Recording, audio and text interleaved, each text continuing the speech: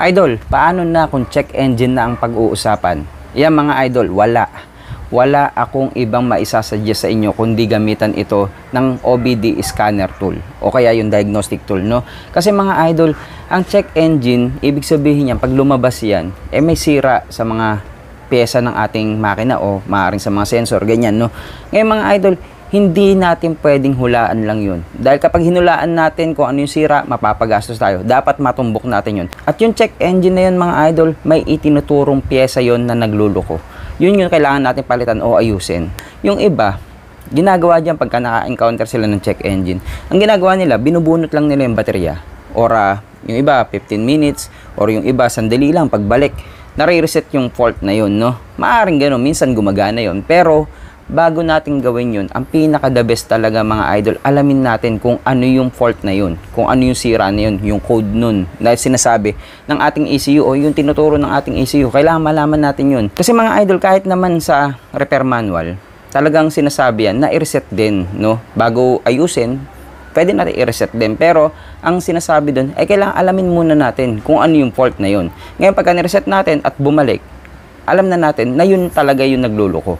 Ngayon mga idol, wala talagang ibang paraan, no? Para malaman, hindi natin makikita sa dashboard kung ano yung code na yun o kung ano yung fault nung ating ECU o nung makina, kundi sa pamamagitan lang ng diagnostic tool. Ngayon mga idol, yun yung ipapakita ko sa inyo. Tara, subukan natin. Kunyari, may sira na yung ating sasakyan. Kunyari lang. So, para magkaroon ng check engine yung ating sasakyan, bubunutin ko to, itong ating map sensor. Kasi, ito yung pinakamadaling bunutin o gayahin kunyari na may sira yung ating sasakyan. So, ito yung gagawa natin kunyari ng problema. So, ito, pag to binunot ko, sigurado magche-check engine to. Yan. So, yan. Ngayon, papakita ko sa inyo kung ano yung lalabas ng mga fault kapag ito ang nasira. Ngayon mga idol, kunyari nga, no, may sira yung ating map sensor. Pagka in-start ko to, yan. Sa ibang sasakyan, pag susi pa lang, iilaw itong check engine dito. Pero dito sa akin BS kasi hindi yan mawawala hanggat hindi ka nag-i-start. Ngayon, pag pinay-start ko yan at nag-stay on, itong ilaw na to, hindi nawala, may problema nga, no. Ngayon, i-start ko katulad nito. Yan, no. Pagka-start ko, makita ninyo, yan, no. Naka-check engine, naka-start yung makina. Yan, oh, nakataas yung RPM natin. Yan, may check engine. Ngayon, mga idol, paano gagawin natin pag meron na yan?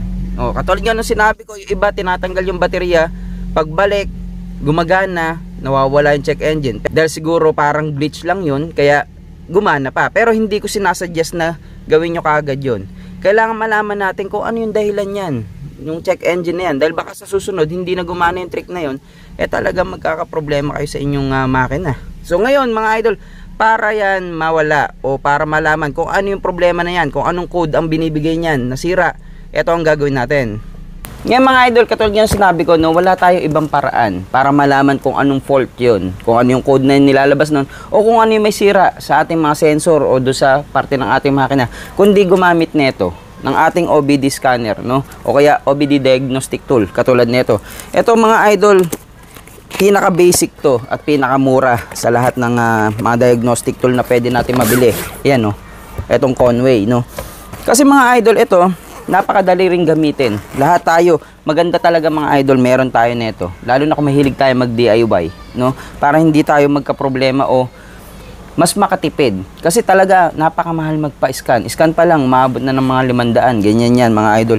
Ngayon kung meron kayo nito, maganda na ring investment, lalo na kung mahilig kayo bumili ng second hand na sasakyan, gusto niyo malaman kung meron bang mga sira yun, no, ganyan.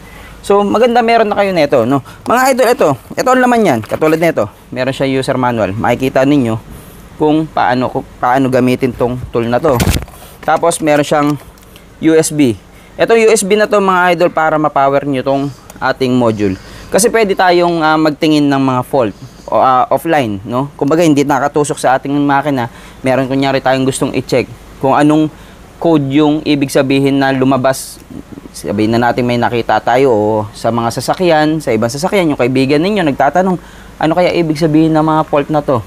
Ito mga idol, meron siya sa memory niya na nakalagay. Ita-type nyo lang doon kung anong sasakyan, tapos ita-type nyo kung anong fault. Lalabas na, i-describe niya na kung anong sira yun. So, yun din ang maganda dito mga idol. Ngayon, pwede nyo siya gamiting offline, no? Ito yung ito yung trabaho nitong USB cord na to para magka-power ito. Ngayon mga idol, kung gagamitin natin ito sa ating sasakyan, no, hindi nyo na kailangan ng USB. Kasi dito sa cabling to, galing sa mismong ECU, kaya niyang i-power up tong module natin. No? Ngayon mga idol, ganito lang naman ang paggamit nito. Una, syempre, kabit natin tong kable dito. Yan, kabit nyo lang yung cabling ganyan.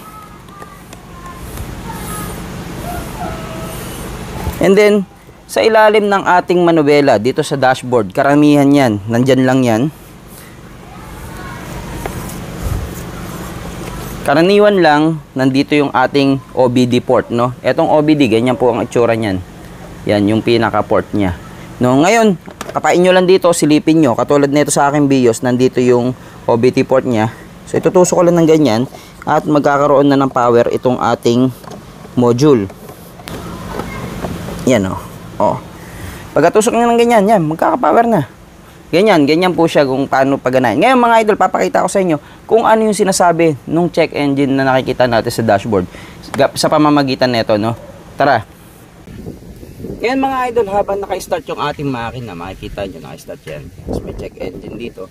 Ngayon, ito, di ba nga, nakapasok na. Hindi pa natin makikita kung meron na siyang fault dito kasi actually hindi pa siya connected, no?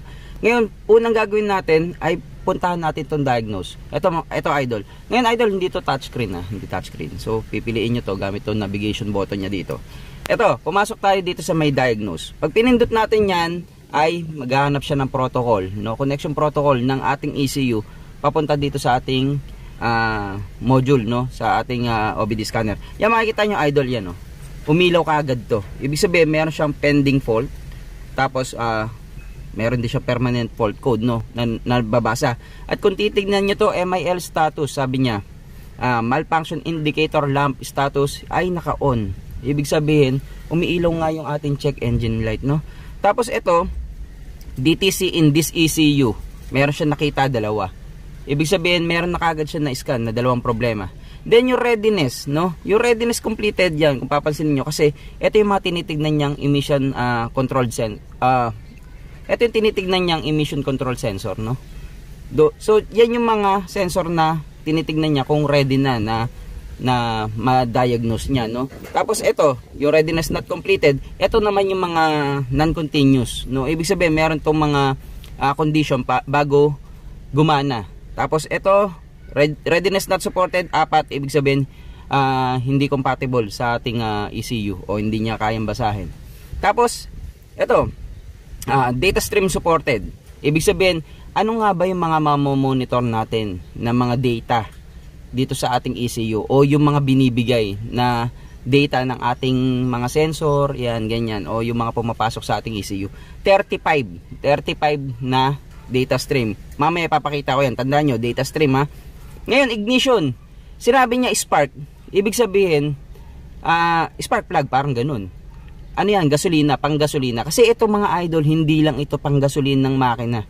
Gumagana rin to sa diesel. Tapos iyan, protocol type, yun yung kanina, yung parang nag-scan siya kung ano yung connection. So CAN. Okay, mga idol, ngayon, pag yan, pinindot natin, in-okay na natin, ay papasok na yan sa mga ganito. Ngayon mga idol, ang una natin gagawin dyan, syempre, read codes, di ba? Babasahin natin kung ano yung fault na sinasabi niya. Yan o. Yan makikita nyo, P0102. Sabi niya mass airflow, no?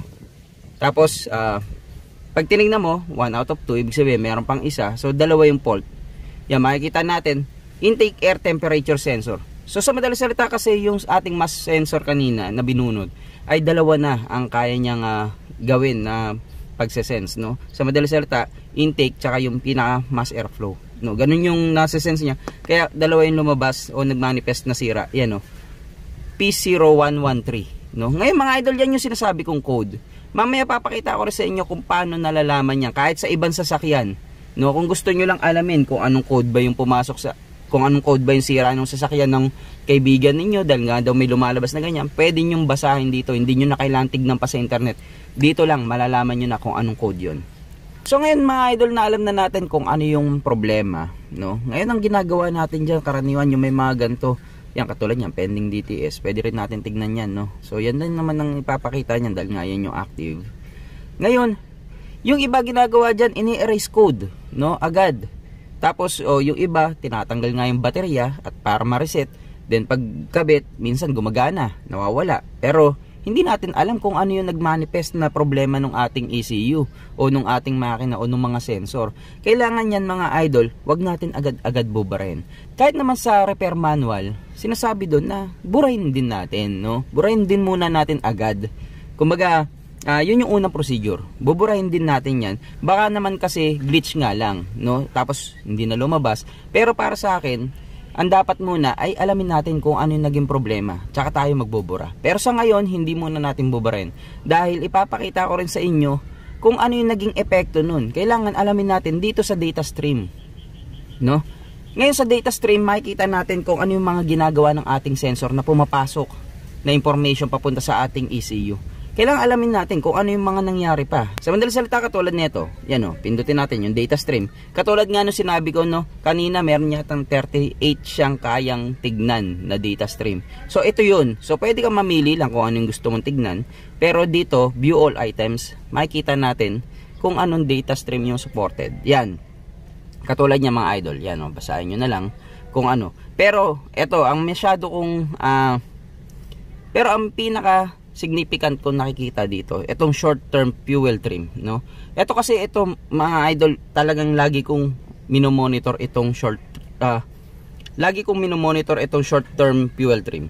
Kasi katulad niya, no, negative 20. Mga idol, ang ideal niyan dapat around 10%, positive 10 or negative 10% lang. Hindi dapat lumalagpas doon. Ngayon mga idol, pag binirit mo yan, mapapansin mo, yan, no, nagbabago yan. Nagbabago. Yan o. Pero papansinin mo, lagi siya nagne-negative. Tapos kapag nag-minor, yan o, ang layo, no? Ibig sabihin, napaka-lean ng fuel mixture na ginagawa ng ating ECU para mag-compensate dahil nga may sira, no? Napaka-lean. Pag sobrang lean, ibig sabihin kulang yung pumapasok na gas, masama sa ating makina yun. Pagka naman nag-positive 20 yan, masama rin dahil ibig sabihin napaka-rich ng pumapasok na gasolina. Yan, mapapansin natin yan, no? Ang taas. Pero mamaya pag gumagana, titignan natin kung ano yung pinagkaiba. Yan, katulad yan, engine coolant temperature, oh. Makikita nyo rin. Yung sa akin, wala itong coolant, coolant meter, no? Kung gano'n kataas yung aking temperature. Pero ito, yan, oh, nababasa ko rin dito. So, lalaman ko kung talagang mainit yung aking makina, sobrang init ba o nag-overheat. No, ngayon, mga idol, ito. Kung papansinin nyo, meron siyang 7 pages. Pag ibang makina, ibang sasakyan, maaring mas kulang, mas konti. Pero kasi nga 38 ang kaya niyang basahin. No, sa ibang sasakyan, maaring 20 lang, ganyan, o mas marami pa. So, depende sa sasakyan niya kung ano yung supported. Ngayon, mga idol, ito. In-next ko, makita nyo, long-term fuel trim. Yan yung pinaka-average, no? Tas engine RPM, then vehicle speed dahil hindi naman tayo tumatakbo. Tapos timing advance, yan o. Katulad nga no, sa isang video ko, 'di ba? 10 degrees before top dead center, ito nasa 5. Pero dahil nga yung advancer nito electronic na rin, so siya na bahala diyan. Then ito, intake air temperature. Sabi niya negative 40 degrees, no? Ito mga idol, makikita rin natin to mamaya kung gagana. Pero kung mapapansin niyo, steady lang siya.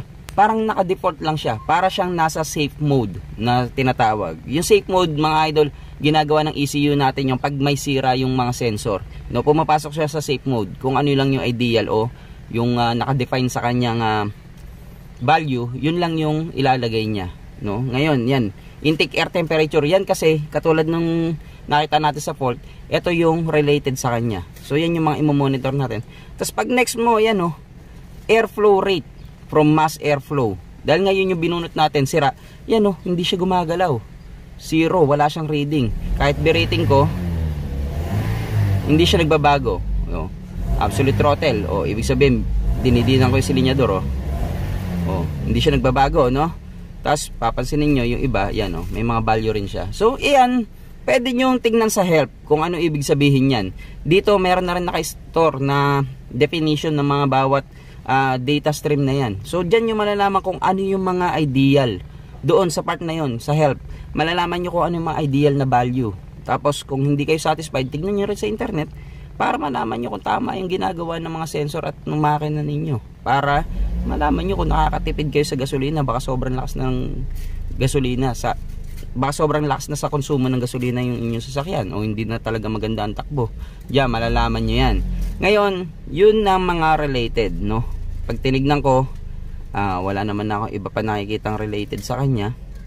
So yan, tignan nyo na lang kung ano yung mga related pa. Then kung ano yung mga hindi gumagana, yun, lahat naman yan gumagana. Ayan, katulad nyan, throttle position pag binirit ko, diba? Ngayon mga idol, yan, sabi niya rin, ilang minuto nang naka-on yung ating check engine light, 23 minutes na. So yan, lahat yan mga idol, nagmamanifest dyan kung ano yung naging sira. Nagmamanifest dito, nagbabago yung value. Ngayon papakita ko sa inyo mamaya kung ano ang value niya pag gumagana yung ating sensor na yun, kapag naayos na natin. So ibig sabihin, kailangan ayusin muna natin kung ano yung sira na yun. So ngayon, kapag kayo kanina meron kayong nakitang malfunction pero gumagana naman yun, may mga value siya, maaaring baka reset lang, gumana na. Pero kung hindi talaga nagbibigay ng reading, ibig sabihin sira yun, dun sa part na yun, talagang masasabi natin kailangan na natin palitan yung nasirang parte o nasirang sensor na yun, yun, ganun ang gagawin natin. Ngayon mga idol, pwede rin natin i-record yan, i-record yung mga values na pinapakita nito. Pwede mo i-record, then pwede mo reviewin para malaman mo kung ano yung mga pagkakaiba. Ngayon mga idol, pagdating dito sa freeze frame, eto mga idol, hindi ako ganun ka-expert dito, pero ang alam ko dito, kung ano yung kunyari, may lumabas na check engine, yan yung pinaka data nung lumabas yung check engine na fault natin, nung lumabas yung check engine fault, yan yung mga datang na record niya. So yan, hindi gumagalaw yan, hindi gumagalaw. So yan yung mga value niya nung time na yun. Okay? So yan, dahil nga nalaman na natin na may problema yun, ngayon mag-i-erase code tayo. Pwede natin gawin yan, Ngayon, dahil nga hindi pa natin kunyari naayos, gusto lang natin i-erase, baka naman kasi gumana. So pwede natin i-erase code muna. Erase code, pindutin mo yan. Are you sure? Sabi niya, yan, clear or reset emission related diagnostic information. Are you sure? Yes, di ba? Ngayon, may sasabihin siya, patayin daw yung makina at iiwan yung susi sa on position lang. Ngayon, papatayin ko yung makina. Yan. Pagkapatay ko, i-on position ko. Yan, pagka on position ko, i-clear ko na siya. Yan. Kinlear ko siya. O, yan, na-clear na. Pero makikita nyo, yan, nag-check na siya, Ibig sabihin, okay na. Pero, dahil nga hindi pa natin ginagawa o inaayos yung problema, gusto lang natin malaman kung talagang nagmamanifest siya. So, ganyan ang ginawa natin. Kinlear muna natin. Pero, pag start ninyo, yan. Pag start nyo ng ganyan, tingnan natin uli. Kung pag start natin, makita nyo, naka-check engine pa rin dun, Ngayon, bakit may check engine pa rin? I-read codes uli natin. Tingnan natin. Yan.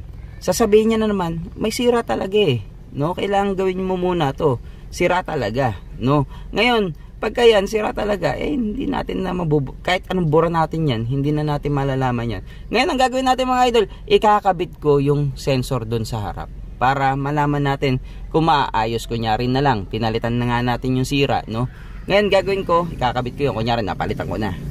So, katulad nga nun, So, ikinabit na nga natin. So, mag-i-erase codes na ako. Yan, are you sure? Sabi niya. Then, mayroon pa rin check engine. So, patayin ko doon yung makina. Tapos, on position lang. Then kapag ginanyan ko na yan, erase codes, processing, yan, cleared na daw, yan naka-green na to. Ngayon pag in-start ko yan, dapat itong check engine light natin dito ay mawawala na, dahil nga kinabit na natin Pag yan meron pa rin, ibig sabihin may iba pang sira. Pero yan, start na natin. Ayan, makikita natin mga idol, wala nang check engine light doon. At ito ay okay na daw. Ngayon mga idol, ang gagawin natin ay subukan natin mag-read codes uli. Baka may lumabas pa. Yan. Wala na daw fault. Then, pag tinignan natin dito, pending, wala na rin. Then, permanent, wala na rin siya nakikita. So, ngayon mga idol, yan yung sinasabi ko. Ngayon, pag tinignan natin sa data stream, tignan na natin kung ano nga ba yung dapat na value nun pag ayos, Yan, katulad nito, mga idol, pansin nyo, yan oh, naglalaro na siya. Short term fuel trim, ibig sabihin, nilalaro na ng ECU kung ano yung kailangan na gasolinang ibuga ng ating mga injector o nahalo ng ating gasolina, air and fuel mixture, no? So yan, makapapansin nyo kanina yan naka negative 20, pero ngayon no, nagpa-positive, nag-negative or 0. Sabi ko nga sa inyo, ang ideal niyan is naglalaro lang dapat ng 10%, positive, negative 10%. At pag binirip mo yan, magbabago-bago rin yan eh. Yan oh. Yan. Diba? Nagbabago-bago. So dapat naglalaro lang yan dyan, no? Hindi siya dapat masyadong lean, hindi rin masyadong rich, no? Ngayon, pag tinignan nyo rin to, long term, ito nga yung average. At tignan nyo yung ating intake air temperature. Nung una yan, negative 40, no? Kung negative 40 yan, ibig sabihin nga, walang nasa-sense talaga. Kumbaga, hindi siya accurate. Ito, ngayon, meron na siyang sinasabi, 35 degrees daw. Ibig sabihin, alam niya na kung ano talaga yung ating intake air temperature. At, kung titignan natin, sumunod dyan, yan, no? Airflow rate, no? From mass airflow. Kung papansin niyo yan, no? May reading na. Kanina yan, 0. Ngayon, meron na siyang 0.2 pounds per minute, oh. Ngayon, pag binirit ko, yan, oh. Nakita nyo, tumataas siya. Pag dinidin ko, ayun. Ganun na nangyayari sa kanya. So, lahat ng yan, may ibig sabihin yan, no? Malalaman nyo na lang kung ano yung mga ideal dapat na value nyan. Pag mayroon lumalagpas sa range ng ideal na value, ibig sabihin, may problema yung mga sensor o yung inyong makina. So, yan, napakahalaga nyan. Yan, maganda yung mga idol, i-explore nyo na lang. Napakaganda talaga na meron kayong ganito. Para malaman ninyo kung ano yung sira ninyo sa sasakyan, hindi yung nanghuhula tayo, no? Ngayon mga idol, ito. Actually, pwede mo rin yung tingnan ng graphic. Yan, katulad nito. Oh. Kunyari, yung ating engine RPM na lang. Kunyari, para makita lang. Yan. Engine RPM. Yan daw yung RPM, oh. Dirit ka. Oh. Diba? Dirit. Yan, parang ganyan, di ba? Marami siyang nagagawang mga bagay-bagay. At oxygen sensor test. Ito napakahalaga nito mga idol. Ito yung nagdidikta kung gaano karaming gasolina, kung lean o rich ang gagawin niya. Ito napakahalaga. So yan, pwede kayong mag-sensor test, no? Yan oh. Low pressure, low voltage. Yan oh, makita niyo naman oh, nakalagay pasado daw. So ibig sabihin, okay yan. Oh, pasado rin, yan oh, sa status niya. Then, yan oh, reach to lean sensor time. Pasado. Okay? So, yan mga yan ay napakahalaga niya mga yan, no? Bank sensor 2, bank 1 sensor 2, yan, ganyan, no? So, pinapakita ko lang. Okay? So, onboard monitoring, yan oh, sensor heater. O, di ba? Pasado rin. So dito malalaman niyo napakahalaga nitong part na to. Ngayon mga idol, ito IM readiness, ito 'yun.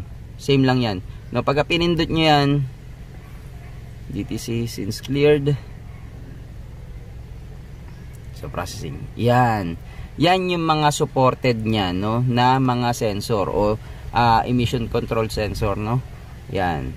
So may mga ibig sabihin niya, makikita niyo sa help kung ano ibig sabihin ng bawat isa na 'yan. So ito yan, yung mga naka-check na yan, yan yung continuous eh. Ngayon ito, kaya ito naka-X, ito yung non-continuous. Ito meron tong parang, sabi nating condition bago gumana. So sa ngayon, hindi siya gumagana. Pero dapat yan naka-check din. Pero okay lang. So okay mga idol, tapos na tayo dito sa diagnostic, no. Ngayon mga idol, papakita ko na rin sa inyo kung ano pang mga pwedeng gawin nito. Katulad nito, DTC lookup, no? Napakahalaga nito. Ito yung sinasabi ko na kahit na hindi na natin ikabit itong wire na to sa ating sasakyan, gamitin lang natin yung USB, ay pwede na nating tignan kung ano yung ibig sabihin ng mga codes na lumalabas sa mga sasakyan. Kunyari, yung sa kaibigan ninyo, sinabi, meron lumalabas sa akin na P01001, parang ganun. Tapos ano sasakyan niya, Honda kunyari. Titignan natin dito kung ano yung code na yon, kung ano ibig sabihin. Kunyari na lang, ito katulad sa atin, P001 kunyari. Ngayon, pagka-press natin yan, tatanungin niya kung anong sasakyan ba yung tinitignan natin. Katulad yan, kunyari na lang sa atin, sa Toyota, titignan natin kung ano ibig sabihin ng P1001. Yan, pagka tinignan natin, maaring wala, hindi niya alam. Pero kunyari, hanap tayo ng iba. Kunyari, P10020. Yan. Tapos, yan, tignan natin kung ano manufacturer daw. Sabi niya ay Toyota. Okay, sa Toyota, yan, oh. Yan daw yung ibig sabihin ng P1020. No? Ngayon, depende yan sa sasakyan kung ano yung lumalabas na code. No? Maaaring sa kanya is P200. Tapos, tinesting natin. Yan, oh. Sa Toyota, ganyan. Injector. Circuit open. No? Diyan natin malalaman. No? Ngayon, pwede rin yan. P200. Subukan natin. Tapos, P1. Okay. Siguro, lagay natin to 210. Yan, oh. O, di ba? Lumalabas kung ano yung ibig sabihin ng mga code. No? So, yan mga idol ang kaya niyang gawin. Then, review. Itong review to kapag nag-record kayo. Kasi pwede nga mag-record ng mga data stream. Pwede nyong tignan uli kung ano yung mga naging kung ano yung mga data na i-record niya. Then, dito, print data kung gusto nyo ng hard copy. Kung gusto nyo i-print sa papel kung ano yung mga data. No? Ngayon, ito, napaka-interesting din nito. Battery check. No? Yan, oh, titignan natin. Sabi niya, 13.8 volts. Sabi niya, normal battery voltage daw. Good battery. At makikita niya rin na yung makina natin ay naka-on, no? So sasabihin niya rin na normal battery voltage, tapos yung alternator ay charging normal, no? Yan, mahalaga rin yan mga idol. Tapos ito, yung tool setup para dito yan sa ating unit. Yan, gusto niyo kung ibang lengguwahe ang alam niyo. Yan, pero sa atin English kasi. Tapos unit of measurement, yan, kung gusto niyo ito, speed, gusto niyo miles per hour, gusto niyo kilometers per hour, distance, kilometers or miles, pressure, tas temperature, kung ayaw niyo ng Celsius, gusto niyo Fahrenheit, pwede niyo baguhin yan. So, ganyan. And then, ito beep, para kapag pinipindot niyo, tumutunog. Then, self-test na itong mismong device. Then, help, ito yung sinasabi ko. Yan, oh. Tool information, ito mismong tool natin. Tapos, ito, about data stream, yung kanina, no? Ngayon, katulad niya, no? Sabihin ko sa inyo, kunyari yan, short-term fuel trim.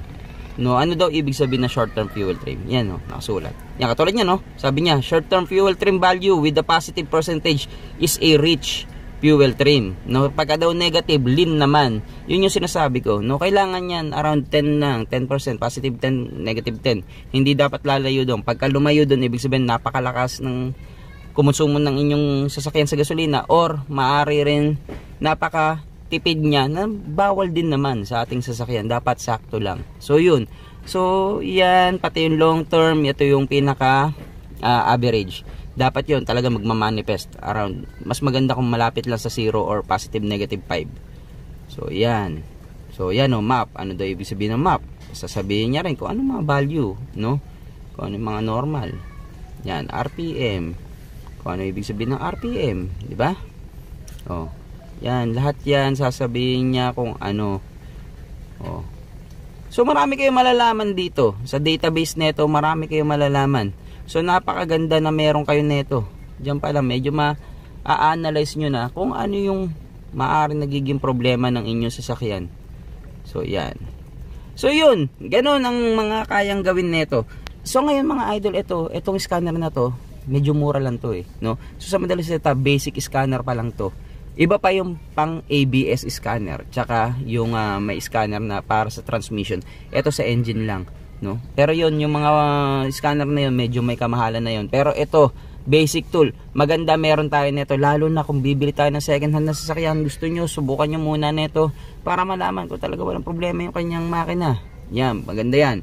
Tapos kung mahilig kayo mag DIY, syempre, dahil nga katulad ng sinabi ko sa inyo, pa-scan pa lang, nakakahalaga na ng 400 to 500. Scan pa lang yun, no? Hindi pa nadadiagnose, hindi pa alam kung ano yung talagang sira. Scan pa lang yun. So maganda, kung kaya nyo naman mag-DIY, na kayo na magpalit ng mga sensor para makatipid, o kung gusto niyo malaman kung ano yung problema, maganda meron kayo nito. Talagang sinasuggest ko, meron kayo nito pag mahilig kayo mag-DIY.